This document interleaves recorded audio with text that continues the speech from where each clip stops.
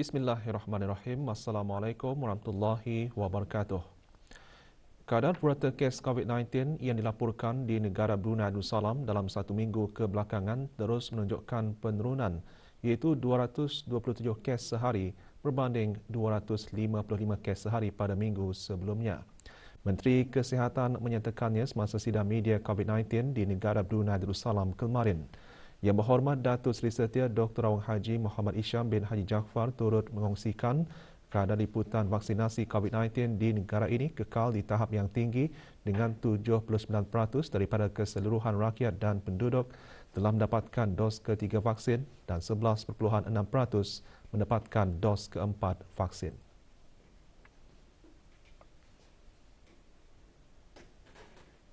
Tidak ada dalam kategori 5, yakni mereka yang memerlukan rawatan di unit rawatan intensif ataupun ICU, manakala satu kes berada di dalam kategori 4, iaitu yang memerlukan bantuan oksigen dan di bawah pemantauan rapi. Banyak 389 kes baru telah dilaporkan, iaitu 388 kes hasil ujian ART dan satu kes adalah hasil dari 62 ujian makmal RT-PCR yang telah dilakukan. Kementerian Kesihatan menghargai semangat dan komitmen yang telah ditunjukkan oleh rakyat dan penduduk negara Brunei Darussalam yang telah sama-sama berusaha sehingga berjaya mencapai matlamat cabaran 20 bilion langkah.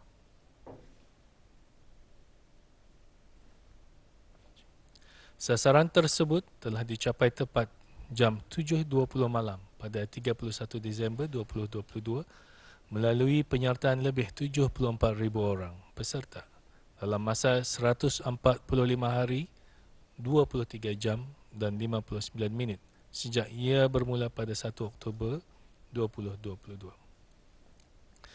Jumlah mutakhir langkah yang dicatatkan apabila cabaran tersebut menutup tirainya pada tengah malam hari berkenaan ialah sebanyak 20,128,540,000 dan 94.2 langkah.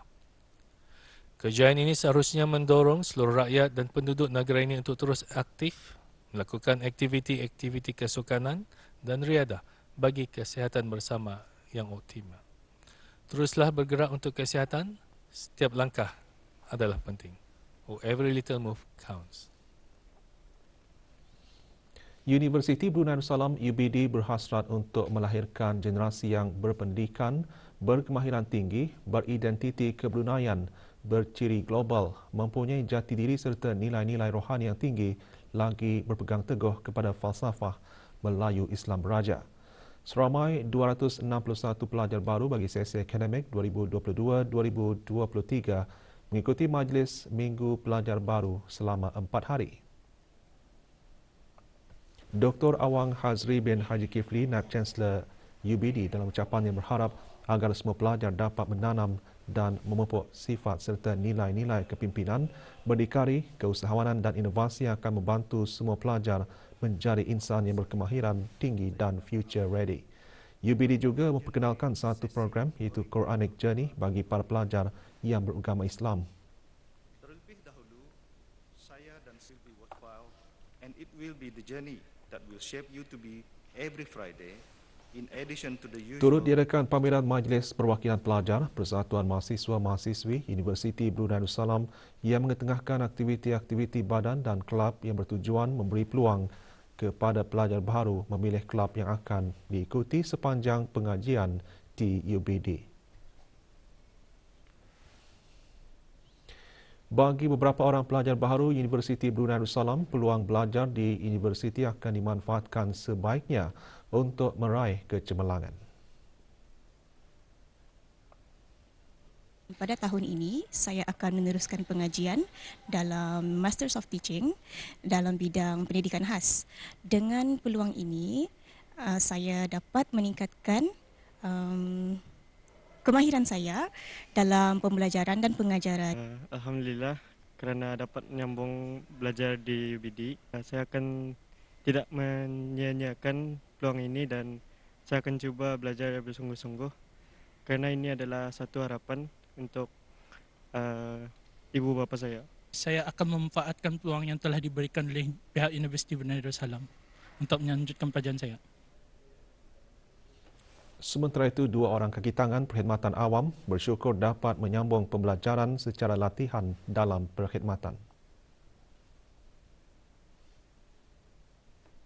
Alhamdulillah, berbesar hati syukur kepada Allah kerana telah diberi peluang oleh pihak Kementerian Ahli Agama dan juga pihak UBD untuk melanjutkan pelajaran ini. Lepas menghabiskan master ini, insyaAllah akan dapat lagi memantapkan mutu pembelajaran. Gembira kerana dapat melanjutkan pelajaran di Universiti Brunei Darussalam di bahagian Masters of Health Science. Dengan melanjutkan pelajaran ini akan dapat meningkatkan lagi kemahiran dan pengetahuan saya dalam bidang yang pekerjaan saya lah. Sesi persekolahan penggal pertama bagi tahun akademik 2023 bagi semua sekolah rendah, menengah dan maktab serta pusat tingkatan 6 kerajaan dan swasta di bawah kawalan Kementerian Pendidikan dan sekolah-sekolah agama dan Arab di bawah kawalan Kementerian Halih Agama bermula kemarin. Sementara itu, sekolah-sekolah antarabangsa dan pusat-pusat latihan, institusi pendidikan teknikal Brunei IBTE dan institusi-institusi pengajian tinggi awam dan swasta akan bermula mengikut kalender akademik masing-masing. Kru RTB membuat tinjauan ke beberapa buah sekolah di keempat-empat daerah. Di pusat tingkatan 6 Sengkorong, para penuntut dihantar ke sekolah seawal pukul 7 pagi oleh para ibu bapa. Berbeza dengan pelajar sekolah menengah dan rendah, para penuntut tingkatan 6 bersedia memulakan tahun kedua mereka dengan lebih memberi tumpuan untuk menghadapi peperiksaan peringkat A pada tahun ini.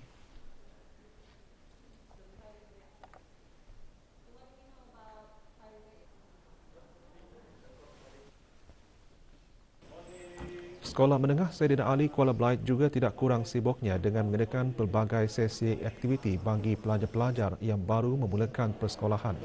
Ini bertujuan untuk pelajar membiasakan diri dengan suasana sekolah masing-masing.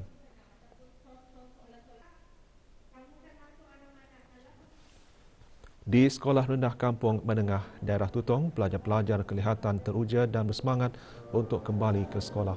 Pihak sekolah juga mengaturkan beberapa aktiviti menarik bagi hari pertama dan kedua persekolahan untuk para pelajar.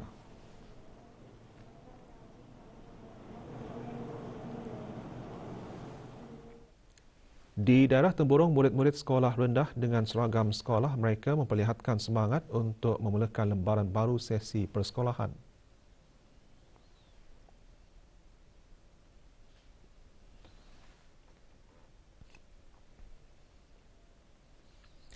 Meskipun situasi jangkitan COVID-19 di negara ini dalam keadaan terkawal, Kementerian Pendidikan sentiasa mengambil berat akan kesejahteraan, kebersihan dan keselamatan warga sekolah dalam memastikan sesi pembelajaran dapat dilaksanakan dengan lancar.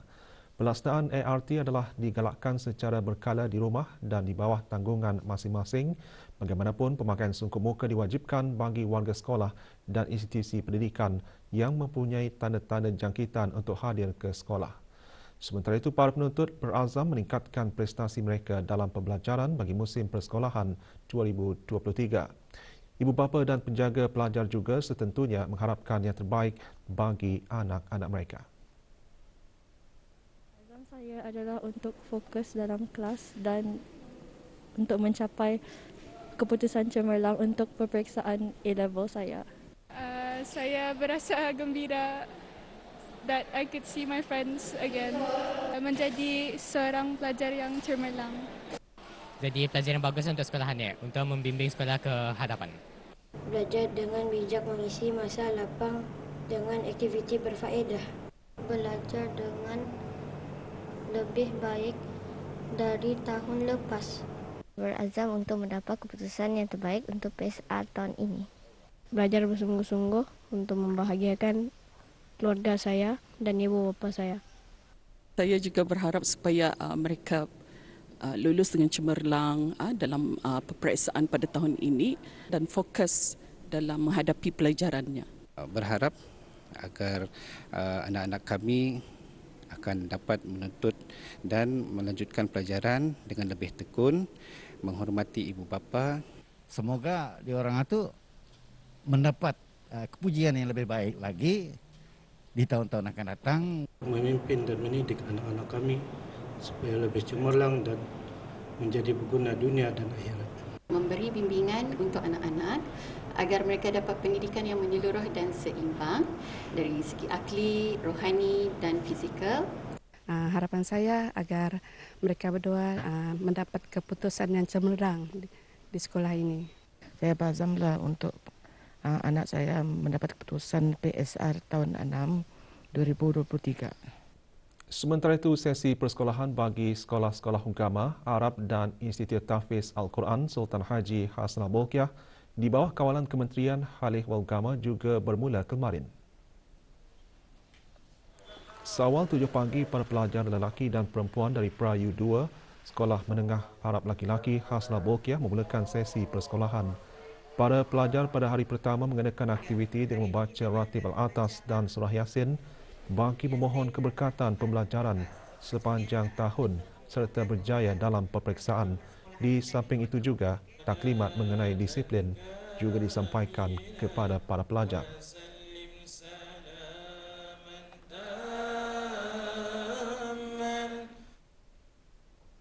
Pelajar mengambil peluang kemudahan yang ada diberikan agar lebih fokus kepada pembelajaran dan juga dan memanfaatkan segala kemudahan-kemudahan yang ada untuk mencapai matlamat melahirkan pelajar yang berpendidikan, berkemahiran.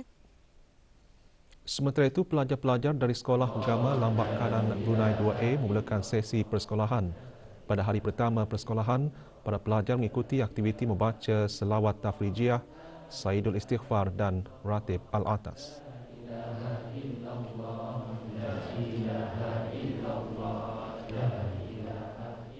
Pada bulan Disember, pihak sekolah dah membuat persiapan dengan memastikan kelengkapan kursi meja mencukupi di dalam kelas dan memastikan kebersihan kawasan sekolah. Semoga segala perancangan yang dirancang pada tahun ini akan dipermudahkan dan dapat dijalankan dengan baik, insya-Allah.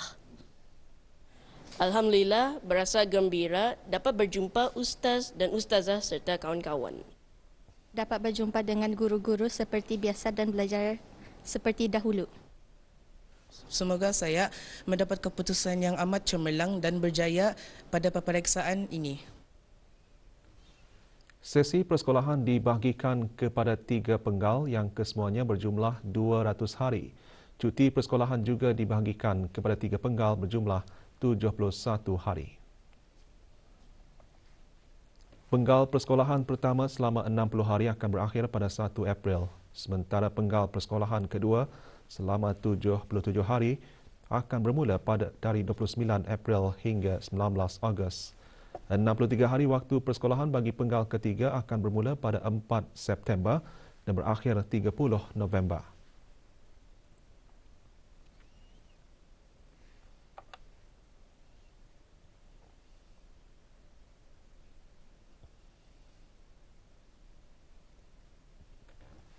Sementara itu, cuti penggal pertama persekolahan akan dijalankan bersama cuti khas bulan Ramadan dan Hari Raya Aidilfitri selama 26 hari bermula 3 April hingga 28 April. Cuti penggal kedua akan bermula pada 21 Ogos hingga 3 September, iaitu selama 14 hari. Manakala cuti persekolahan penggal ketiga selama 31 hari akan bermula pada 1 Disember hingga 31 Disember 2023.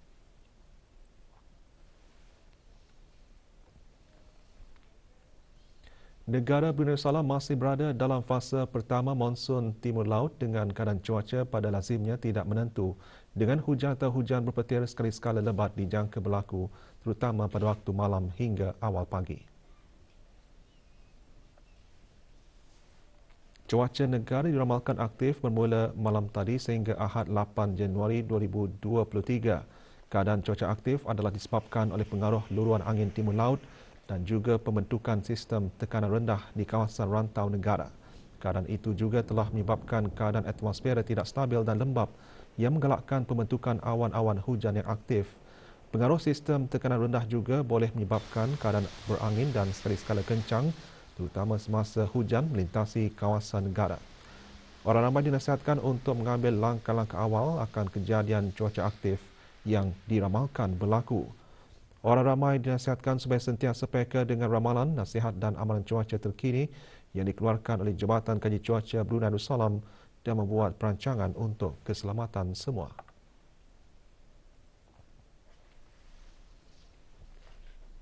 Industri kreatif di negara Brunei Darussalam khususnya dalam bidang fashion, rekaan, fotografi, solekan, peragaan dan sebagainya kini semakin mendapat perhatian dalam kalangan orang muda. Dengan adanya platform tersebut, ia dapat membantu belia-belia tempatan mencari pendapatan dan mendukung usaha ke arah merealisasikan Wawasan Brunei 2035. Muhammad Daud Haji Tuah seterusnya melaporkan. Dua anak tempatan kini boleh berbangga dengan jenama fashion yang mereka hasilkan, iaitu Bilang. Diasaskan oleh Awangku Muhammad Zulhilmi bin Pingiran Haji Kamaluddin dan Muhammad Fikri Afif bin Muhammad Daud, perusahaan itu dimulakan sejak tahun 2020 semasa penularan COVID-19. Berbeza dengan fashion yang lain, jenama tersebut mengetengahkan elemen-elemen tradisi Melayu. Kalau bilang yang paling senang untuk describe, we are very fearless, bold, tapi dalam masa yang sama kira quite modest and elegant lah. Sejak diasaskan, kedua-dua anak muda tersebut telah meraih beberapa pencapaian di luar negara. Tahun inilah especially it's been a great year untuk Bilang. We managed to melancarkan koleksi pertama kami di Bangkok. Tahun ini juga kami dapat bekerjasama dengan artis-artis tempatan untuk persembahan dorang. Pasukan polis Diraja Brunei akan mengadakan latihan mara lasak bermula di kawasan Taman Jubli Perak, Kuala Belait menuju Jalan Raya menghala Jalan Pantai dan berakhir ke Padang Kawat RUA Company.